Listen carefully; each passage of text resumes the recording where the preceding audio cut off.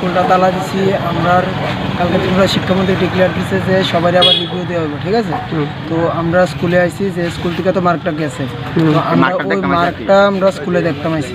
তো স্কুল কর্তৃপক্ষ কইছে যে আমরা মার্কটা দেখাইতে পারতো না, তার কাছে কোনো অর্ডার নাই।